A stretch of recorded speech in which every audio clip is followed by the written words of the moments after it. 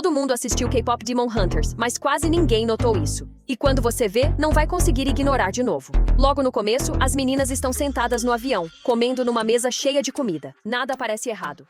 Espaço cheio, ritmo rápido, sem motivo para questionar nada. Agora pause aqui mesmo. Quando elas se levantam, a mesa ainda está atrás delas.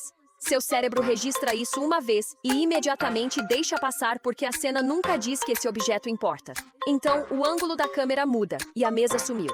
Não foi empurrada para o lado, não foi bloqueada, não saiu do quadro, simplesmente apagada. Um segundo antes, ela ocupava exatamente o mesmo espaço físico. Não há corte que a remova, nenhum movimento que explique isso. Seu cérebro espera continuidade. O filme não dá nenhuma. Normalmente, sua mente corrige isso automaticamente. Assume que a mesa ainda existe em algum lugar por perto.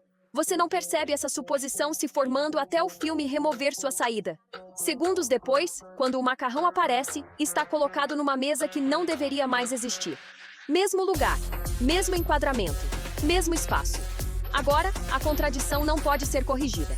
Ou a mesa desapareceu e voltou sem explicação, ou a cena se resetou sem aviso.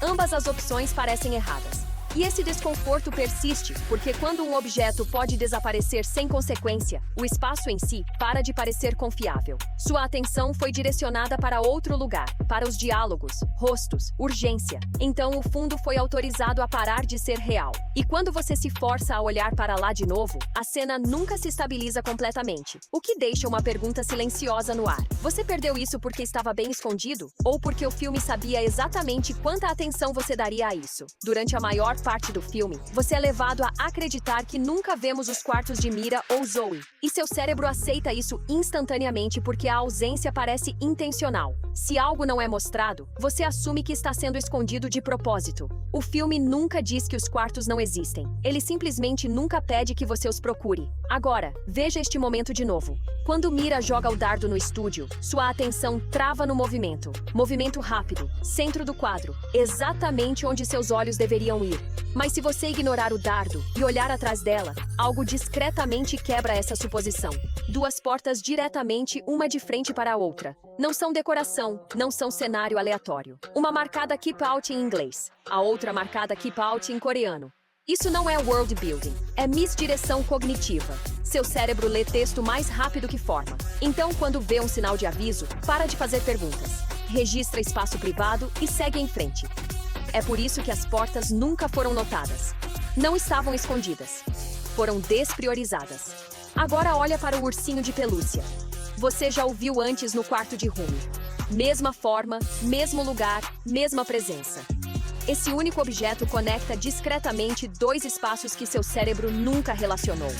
O que significa que os quartos nunca estiveram ausentes. Estavam ativos, só fora do seu foco.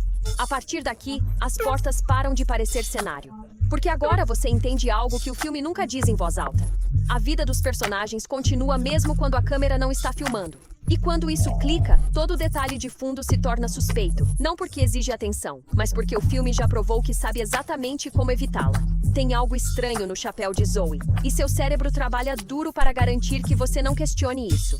Porque isso não é só um erro visual. Quebra uma regra da qual sua mente depende para se sentir orientada. Veja o primeiro momento. O chapéu dela voa da cabeça. Causa clara. Movimento claro. Seus olhos o rastreiam saindo do quadro. Agora pause. No momento seguinte, esse mesmo chapéu está de repente na mão dela, segurando pipoca. Sem arco, sem pegar, sem transição. Não se move para a mão dela. Aparece lá. E seu cérebro reage instantaneamente, mas discretamente. Não sinaliza um erro. Ele reescreve o momento. Devo ter perdido algo. Provavelmente aconteceu fora da tela. Isso é seu cérebro se protegendo. Quando a lógica quebra, sua mente não acusa a cena. Ela acusa você. É por isso que isso passa despercebido por quase todo mundo. Agora veja o que acontece depois. Cena diferente, local diferente, contexto diferente. O chapéu voa de novo. E um segundo depois, está de volta na cabeça dela. Sem plano de recuperação, sem explicação, só reset. É aqui que para de ser perdoável.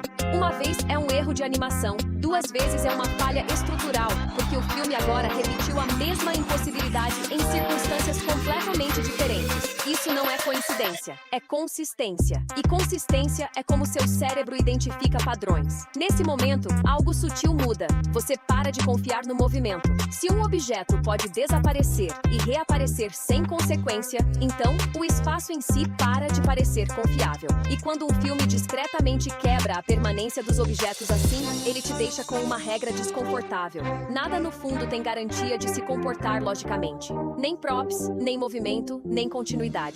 E quando seu cérebro registra isso, você para de assistir ao que está acontecendo. Você assiste ao que não deveria conseguir acontecer. Zoe quase nunca usa roupas sem manga ao longo do filme inteiro. Os braços dela ficam cobertos. Essa consistência importa porque seu cérebro lê isso como uma escolha do personagem, não uma coincidência, exceto em 2 momentos: a cena do avião e o fan meeting. E em ambas as cenas, há algo que o filme nunca aponta. Um pequeno dispositivo preto na parte superior do braço dela. Não está estilizado, não está em destaque, não está enquadrado como importante. O que é exatamente porque seu cérebro hesita. Porque quando um filme quer que você note algo, ele avisa. Quando não quer, sua mente assume que não tem importância. Mas o objeto não se comporta como decoração. Fica no mesmo lugar, aparece só quando o braço dela está exposto e desaparece no momento em que é coberto de novo. Isso não é ruído visual, é contenção. E quando você registra esse dispositivo, outro comportamento discretamente se recontextualiza. Zoe está quase sempre comendo. Não de forma exagerada, não para humor, só consistente. Seu cérebro originalmente arquiva isso como personalidade. Mas com esse novo detalhe, o padrão muda, porque agora não é mais comportamento aleatório, é repetição com uma possível razão. E a parte mais perturbadora não é a implicação em si, é que o filme nunca confirma nem nega. Ele apenas deixa o detalhe existir e confia que seu cérebro vai conectar os pontos por conta própria, o que é muito mais poderoso do que dizer em voz alta. Presta atenção na comida. No avião, Mira continua tomando bubble tea, mesmo com a tensão aumentando. Depois em casa, há outro copo cheio ao lado dela. Zoe faz a mesma coisa.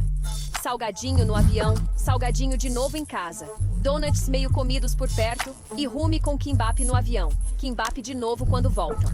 A princípio, seu cérebro classifica isso como personalidade, hábitos de conforto. Mas juntos, viram repetição através do perigo, através do local, através de cenas que não precisam disso. Não é uma piada, é um padrão. E quando um comportamento se repete sem explicação, a pergunta para de ser o que elas gostam e se torna por que o filme continua mostrando isso. Durante a cena de composição de música, há uma parede coberta de fotos dos Sadia Boys. Seu cérebro as varre rapidamente. Rostos, poses, memorabilia normal.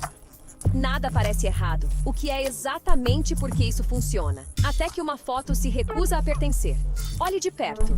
Os meninos estão usando roupas tradicionais coreanas. A princípio, seu cérebro aceita porque fotos parecem arquivísticas. Elas implicam o passado. Mas essa suposição desmorona no momento em que você lembra da linha do tempo. A primeira vez que eles usam essas roupas acontece mais tarde no filme. E a segunda vez é ainda mais tarde do que isso, o que cria um problema que seu cérebro não gosta de enfrentar. Essa foto existe antes do momento em que foi tirada. Não está fora de lugar, não está mal identificada, não é um flashback. Está à frente do tempo. E quando o cérebro encontra uma contradição na linha do tempo, faz algo automático. Tenta consertá-la. Assume que a cena deve estar errada, ou a memória deve estar confusa, ou o detalhe não deve importar. Porque aceitar um objeto futuro num espaço presente quebra a segurança narrativa. Mas a foto é clara, as roupas são inconfundíveis, e o filme nunca corrige isso. Então, o desconforto permanece sem solução, o que sutilmente muda como você lê o mundo do filme. Porque se o tempo pode vazar para frente assim, discretamente, sem reconhecimento, então a cronologia não é uma regra. E quando essa ideia se instala, todo detalhe de fundo para de parecer fixo no lugar. Não porque o filme te diz para questionar, mas porque seu cérebro não confia mais em quando as coisas deveriam existir. Toda vez que Ji-Nu aparece como demônio, os olhos dele são amarelos. Toda vez que é humano, são marrons. Essa regra nunca quebra até o confronto final. Ji-Nu aparece em forma demoníaca completa. Mesmo corpo, mesma ameaça. Mas por uma fração de segundo, os olhos dele voltam para o humano.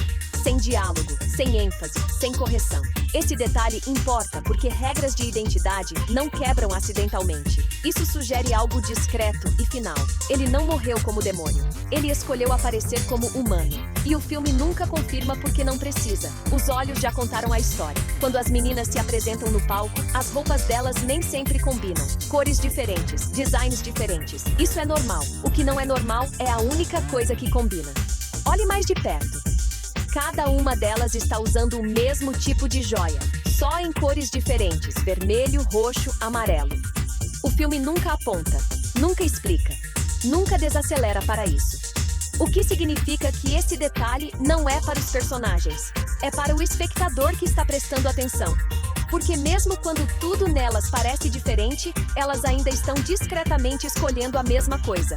E o fato de o filme nunca explicar o porquê é exatamente o que faz isso funcionar. Durante a luta no trem em movimento, algo aparece na tela por menos de um segundo. No fundo, entre os passageiros, há uma figura que parece estranhamente familiar. Mesma silhueta, mesma presença. Ela se parece muito com a terceira irmã das Sunlight Sisters, um personagem que o filme nunca explica. E momentos depois, os demônios levam todos os passageiros embora, o que levanta uma pergunta discreta, mas perturbadora. Se realmente era ela, ela não desapareceu. Ela foi levada.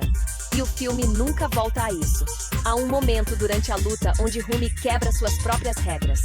Ela pula para salvar um grupo de mulheres mais velhas usando uma roupa de ombro exposto. Isso por si só é estranho. Rumi é extremamente cuidadosa com o que veste, sempre escolhendo roupas que escondem as marcas dela. Mas aqui está o problema de verdade. Ela já usou essa roupa exata antes.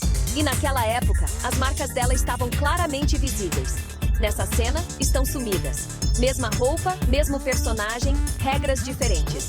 E quando você nota isso, fica difícil acreditar que foi só coincidência. Nesse ponto, ou esse filme é descuidado, ou é mais inteligente do que parece. Comenta ups se você acha que é um erro. Comenta nah se você acha que foi de propósito. E se seu cérebro já está repassando cenas que você jurava ter entendido, se inscreve, porque o próximo é pior.